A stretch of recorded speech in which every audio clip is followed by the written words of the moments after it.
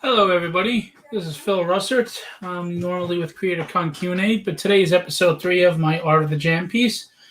If you're not familiar with the show, this is the third episode where I basically, like you look at the jam pieces behind me, I do a close-up, I go over the different artists on the piece, I get to show you a nice in-depth detailed look at it. Today's piece is actually the second piece I've done, and I will have two inked versions I'm going to show you. One is a digital inked version and one is a traditionally inked version. I like to do things like that sometimes to see the difference in contrast, just being a lover of art. Before we get into the jam today, I just wanted to let everybody know, if you didn't see the video of the news, I'm very excited. A lot of artists, local artists, were saying that they were sitting on print runs and they lost money and they had aspirations for 2020 and they were kind of down. So I'm doing a very small show, very intimate. It will be under all guidelines to stay safe on December 6th. More details to be announced soon enough. So I just wanted to say that.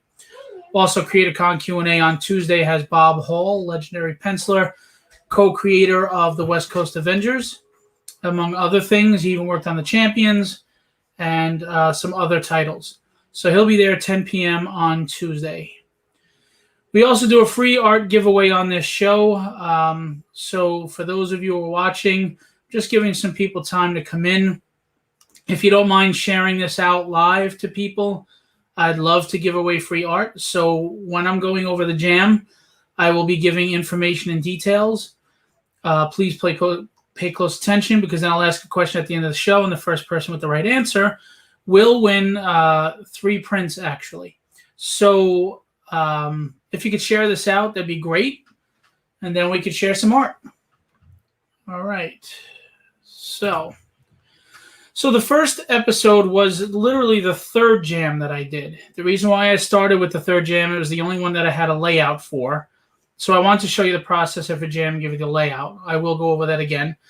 Last episode was the very first jam I did, which is actually this X-Men jam here. And now we're going to go over this New Mutants jam right here, which is the second one that I've done. It's the second jam that I've ever done. It's mostly New Mutants, but it ties into the first and third piece, kind of. So let me show you. Okay. So here we have, it's mostly New Mutants, as you can see here, with these 3 added in. Just to explain, I got a layout done like I usually do. It's the skeletal outlining, basically, by Jason Metcalf. He does all my layouts. He's amazing. And I like the typical team roster look, like the old Jim Lee trading cards with the X-Men Gold Team, X-Men Blue Team, Excalibur, X-Factor, all those. So I went with that. Thank you, Jason. I appreciate you sharing, as always. Now, the first one, I couldn't fit in Sunfire and Thunderbird and Xavier, and I really wanted to, so I figured I would tie them in on this side so the piece would go on the right. And then on the other side would be the newer X-Men that had Bishop and everybody, and I tied them in with Dazzler with the rollerblades and Mimic on that one. So it kind of it's not exactly tied in, but just thematically, all 3 tie in together. So I believe this was 2017 at New York Con. We'll start here with Warlock and we'll go clockwise. Edward Pensica actually was 2016. So you know what? I was finishing up. I was doing both jams at once. Wow, I'm a nut. So Edward Pensica did Warlock, and the detail on this, I don't know if you can see, I can't blow it up anymore, but he did an incredible job with the wires, all the circuitry. As you know, Warlock is a techno-organic creature, alien, and there's his hair, the face. I mean, I really thought he did a fantastic job on this, and the way he carried down through here. And it just looked perfect, like it jumped off the pages.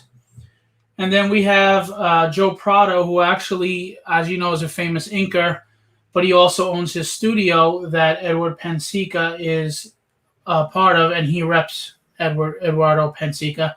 So Joe Prado had done Magma for me, and he did really cool little swirly effects for her lava and on the hands.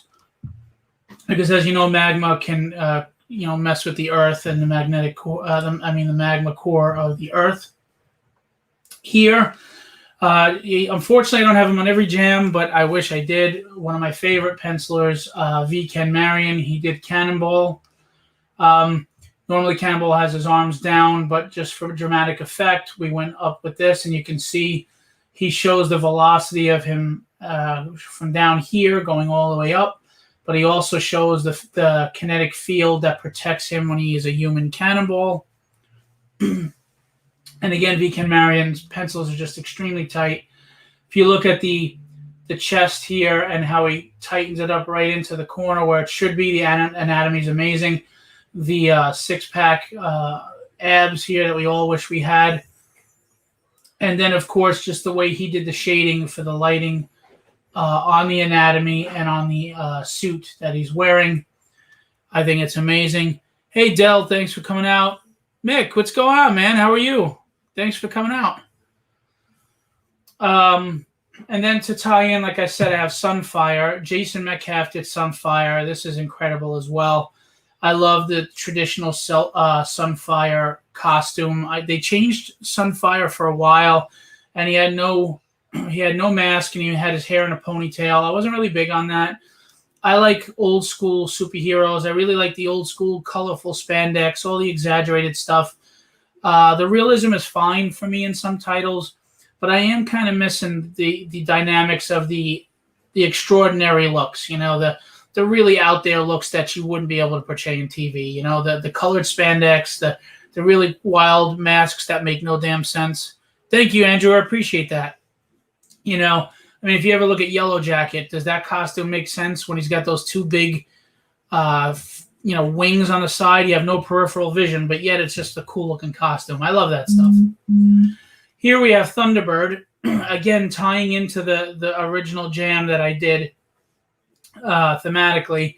This was from Buzz, Aldrin Awe, and Buzz did the tassels here. Nice, powerful stance behind Xavier. He gave him that gritty look in his face because we all know that John Proudstar was kind of like a Wolverine character at the time. I don't know if you're all aware of this. The reason why they decided to kill off Thunderbird 3 issues in was that they felt that Wolverine and Thunderbird personalities were too much the same, too similar, and one had to go.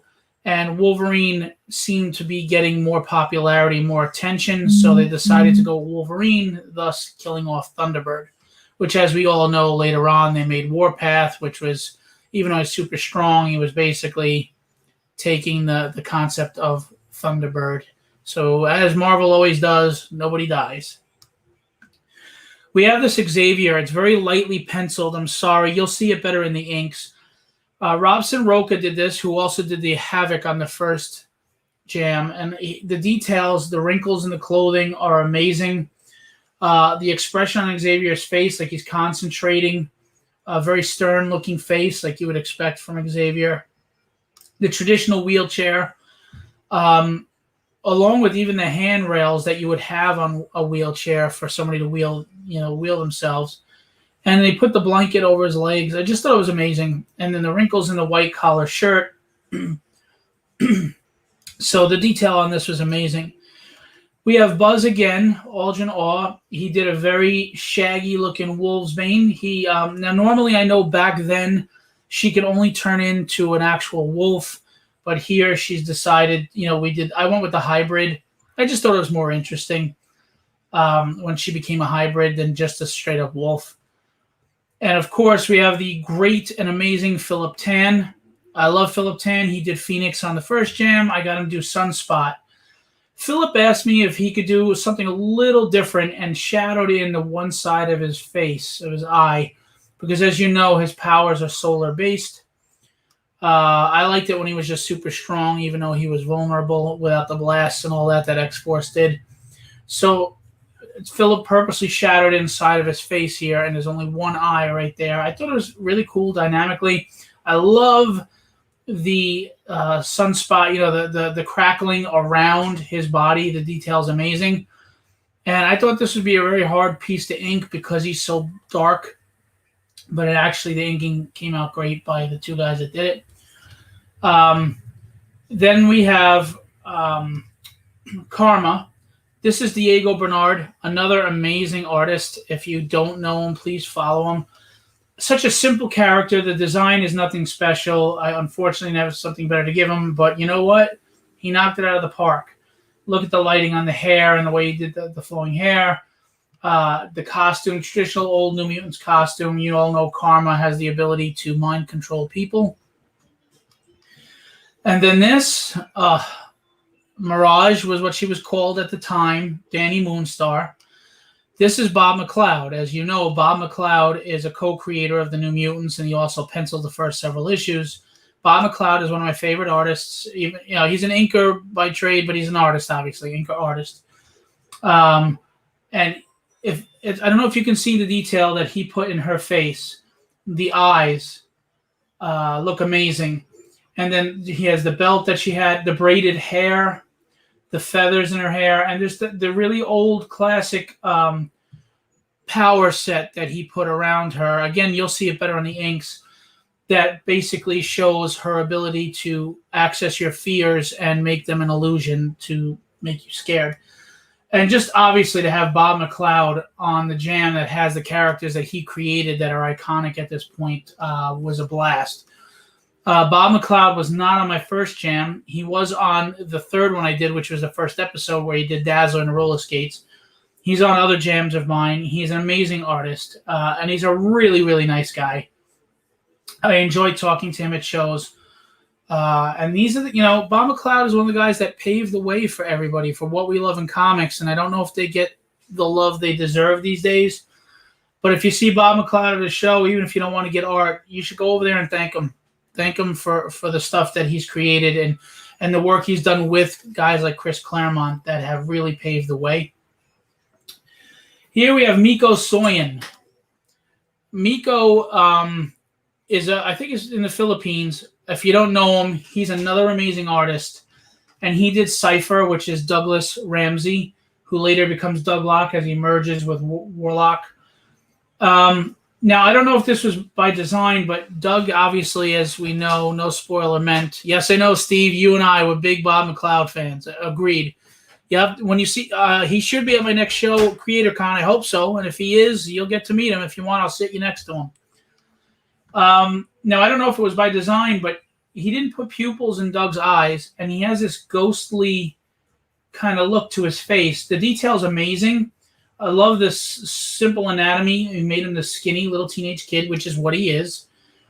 But the face just kind of was haunting, and I thought that was really cool, especially since he's the character that was killed. And back then, as a teenage character and he's killed, that's some pretty serious stuff. They still did it in a less gruesome way than they would today. And finally, we have Magic, which Liana Rasputin, which was from a local artist, James Beale. James Beale did a nice job with her sword at the time that it used to flame, and the details he did around the flames here, her hair.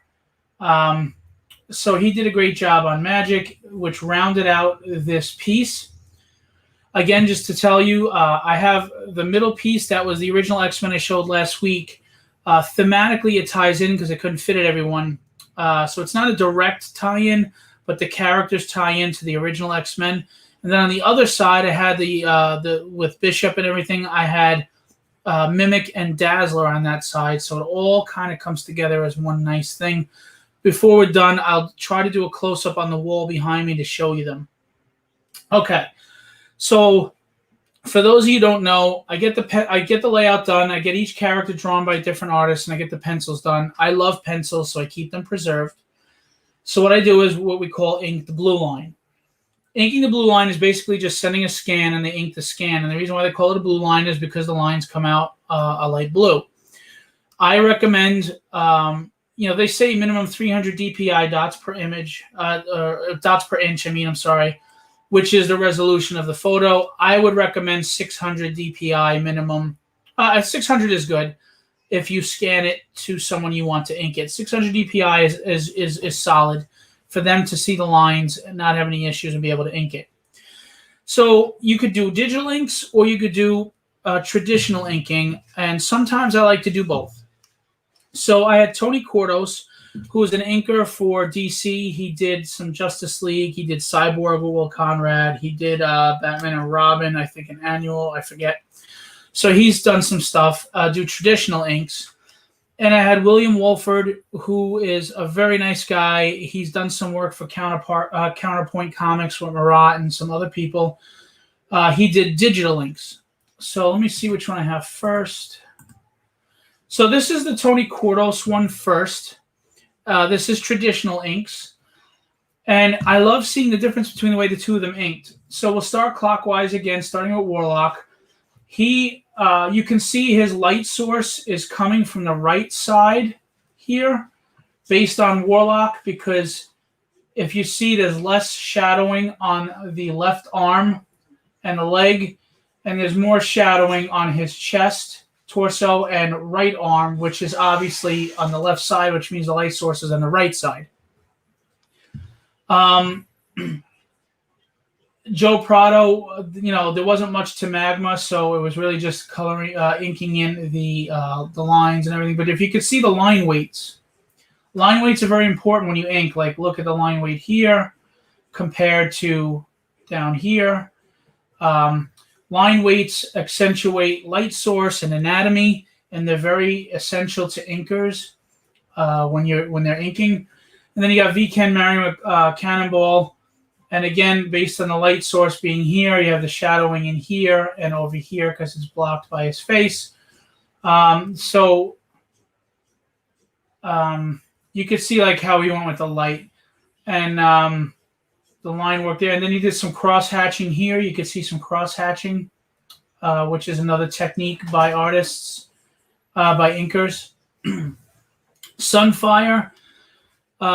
Now, this is going to be colored, so the inker just does the outline of the fire, and obviously the colorist will do the interior, the different colors of fire for that. You see how they shade the inside thigh of the leg, because obviously, light is not going to be peering there. Again, you've got line weights darker here, back here, as opposed to other areas like here on this leg here. So I thought he did a great job. Again, darker here. Thunderbird.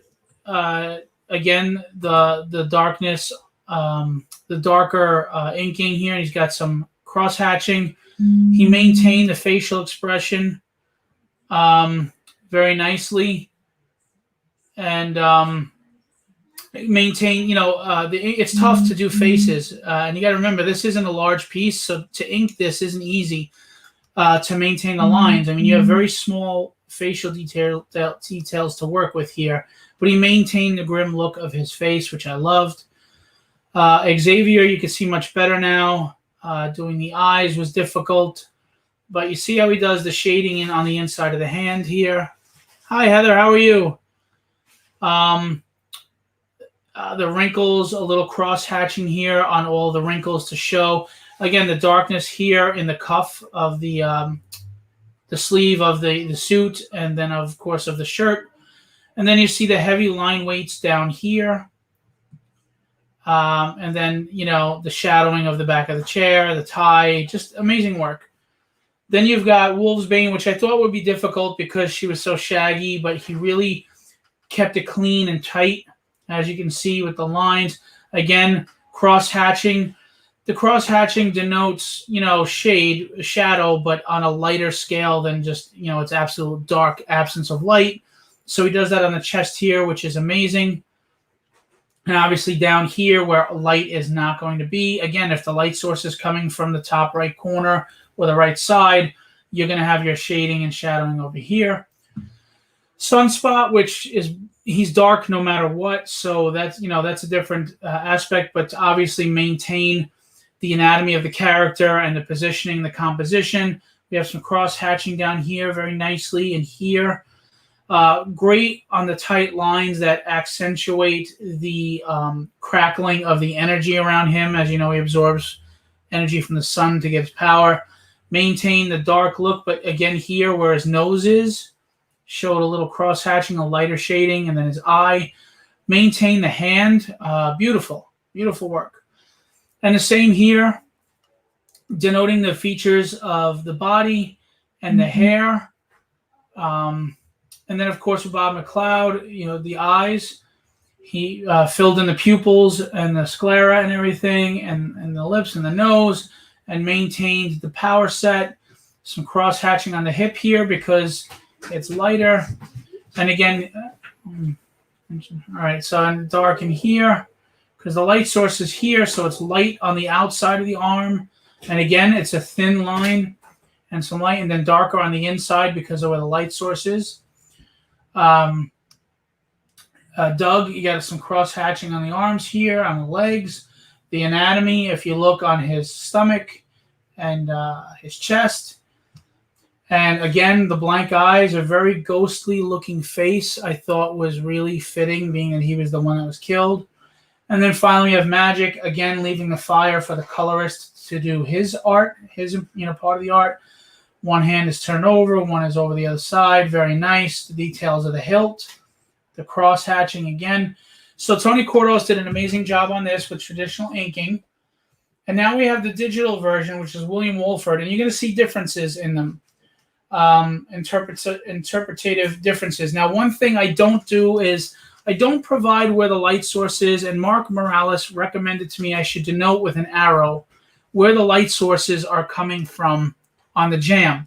But as an inker, you have to recognize if you have fire, like Sunfire does, that is an additional light source. That's why Sunfire is not as dark as the others, because his fire is creating brightness on his body. Same with her flame sword. That's why you have this lighter here based on the flame. And we, as myself personally, you have to remember, I forget, there are more than one light source at all times. There's always light from different areas, whether it's the power set of a character next to you. Like here's Magma on fire, and she's on this side of him. So even though the light source would be coming from here, because she's on this side, you're not going to have shade and shadow there. And those are the things that we don't think about, and that's what makes professional inkers professional. So going to William Wolford. This is digital. So it has a different, cleaner appearance, so to speak. When I say cleaner, just being that it's digital. And William took different ideas to this, and it looks fantastic. Again, we'll start with Warlock. Now, Warlock is lighter on this side, right? And see the face? He made it lighter, meaning the light source is still from the same area. Looking at the leg, it denotes less shadow on the arm, so the light source is from up here. Then you've got Joe Prado, his character again. He did a very nice job, very clean on the circles. And then again, she's providing light on this side of the body, so we'll recognize that. And he did some cross hatching here, some very nice cross hatching, and look at how he detailed the anatomy. The anatomy looks excellent. He got the traps on his back. He got his pecs. He got his ribs and his abs. Very nice job. And some more cross hatching here. Again, the cross hatching can denote shade, but on a lighter level than obviously dark. And he did different layers here where Sunfire, obviously his fire is creating light on his own body. But his arm blocks the armpit area, so he did nice dark shading here. Again, outlining the anatomy of his body, some cross hatching, and the inside of his arm here. So Will is recognizing the light source of the fire as well as the light source coming from here. And and digital line weight. He's doing a digital, but you still have to do the inking. Here's the line weights, to denote more shadow, a thicker line weight, as opposed to something that's in the light is lighter here. With Thunderbird, he seemed to go with a little more darker shading. I don't think it's wrong either way. I think they look great. He went a little darker here to accentuate the muscles, the musculature of Thunderbird. Again, look at the cleanliness he did on these tassels. I mean, look at those lines, man. You have to be precise with those lines. Will did a fantastic job. And again, the dark shadows, maintaining his fist. Xavier, he went a little lighter also like Tony, where he was accentuating the wrinkles in the clothes with some cross-hatching, the cuffs. And he went a little lighter than straight dark. Again, you have fire here. You have crackling energy here. So he probably took those light sources into accountability when he's going into that area. Again, shading on the palms of his hands. Beautiful. He tightened up Wolfsbane nicely. He also went a little darker down here because he is so bright with energy here, and the light source is already from over there. He figured this would be cast in darker shadow, I would imagine, which makes sense. And then the cross-hatching on the foot. Wow, a lot of people left. I must have bored the hell out of them. And then the palm of the hand, a lot of nice cross-hatching. Again, nice tight lines, cleaned up, the shaggy look, right? And then, these characters, unfortunately, there's not a lot of dynamic to them, but he did a nice job denoting the abdomen to the breast area. And again, the light source is on the outside, and the way he did the hair, very clean. Now, if you notice, he went with blank eyes as opposed to filling in eyes. And he was trying a different technique just to see how she'd look. Because a lot of times, even Storm, etc., or Sunfire, they keep the pupils out. I think they both look good. I like both versions, and it's fun. And he did a nice job showing the braiding on the hair. Douglock, a lot of cross-hatching on Douglock. If you notice, both of them did a lot of cross-hatching on Douglock. And he did a very nice job of accentuating the anatomy. Very nice. And then look at the shading here on the neck. Very nice. And then we have Magic. And again, her fire is here. So it is another light source coming this way, as well as the one coming from the right. And I just find it impressive that you keep that in mind and they think about that, and they try to make it as realistic as possible. So those are the New Mutants jams. That were the second ones I did. All right, so it's going to be colored very soon. And I don't know who yet, but it's going to be colored, and I will go back and show that at some point. I'm excited to get that done. That's one of my 3 originals, and they're really the only ones I have left, maybe 4. And then I will do that coffee table book. And after the coffee table book will have every version of my jam in there with credits to everyone that's been on it. I'll do my best to remember where I got everything from, where I got it done, and put that in there. I will also have some empty pages for me to do sketches and stuff like that. It's going to be a really cool book. Not for sale. Sorry, guys. That's mine, but, Thanks, Steve. So we always do art giveaways. I know some people haven't been here the whole time. I'm sorry, but I'm going to ask a question. And I'm going to reward the first person that gets the answer correct. If no one gets the answer correct, I will just push over the prize to next week's show, and someone will win an extra print. So, what question? I never have questions ready. I just wing it. So, let's see. On this jam, what artist, it's a 2-part question, what artist did a character and decided to experiment a little with the character, and what was that experimentation that he did to change the character a little bit? And I'll give you guys a chance to come up with that answer.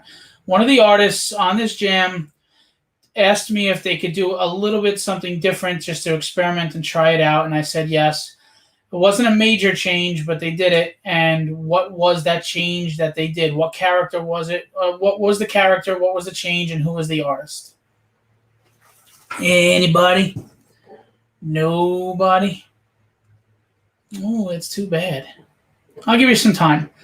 While I'm giving you a chance to do that, I'm going to remind you December 6th, the Suffolk Comic and Art Expo, which was my old show, is back. Like the Phoenix, it's risen from the ashes, and it's a very small show. I'm only going to let 25 or so people in at a time. We'll be cleaning constantly. Gloves will be handed out to the guests at the show. Masks will be worn by everyone. A survey will be filled out by everyone to denote if any signs and symptoms, if they've been out of the country or in contact with anyone out of the country, etc. We will have a sanitizer station as well for people to use the sanitizer and take care of that.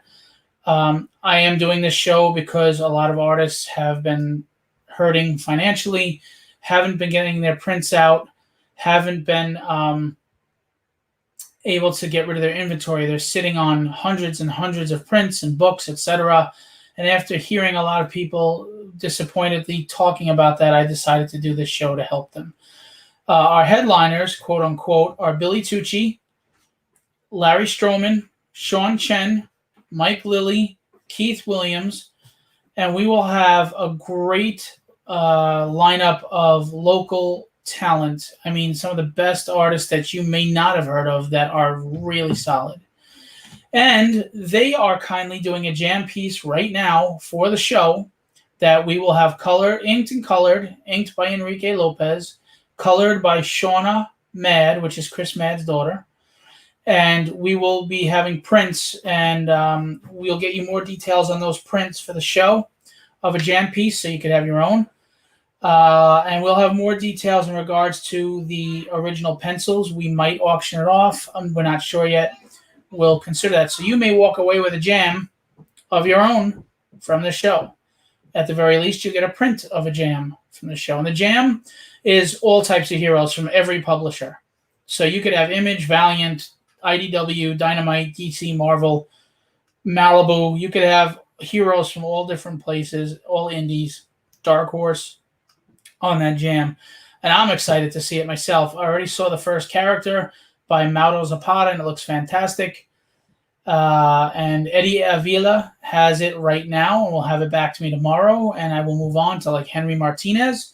And these are all people that are at the show. And Henry Martinez, if you're not aware, is a Marvel artist. He has credits on Johnny Blaze and some other books, and he's a phenomenal artist as well. He will be there, and his art will be on the jam.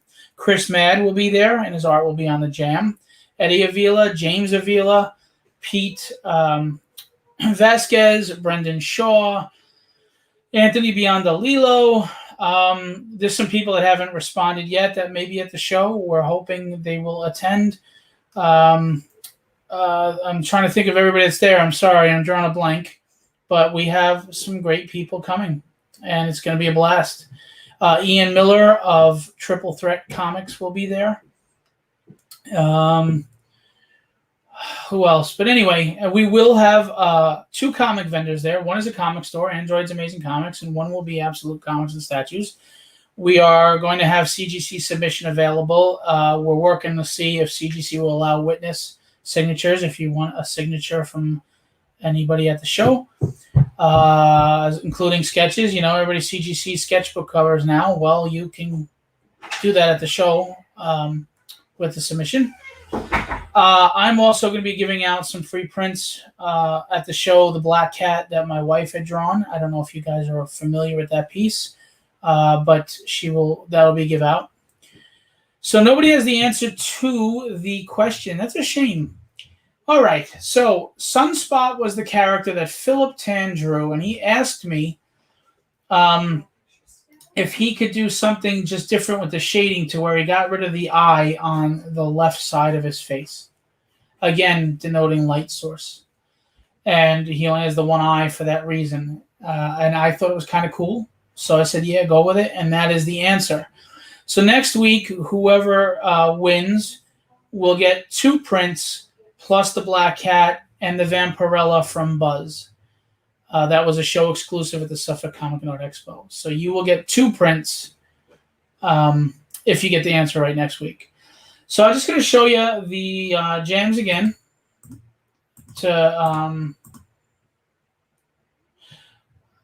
Actually, this is what I'm going to do for you. Yeah, okay. So this was the first one I showed in episode 1, which is the 3rd jam I got.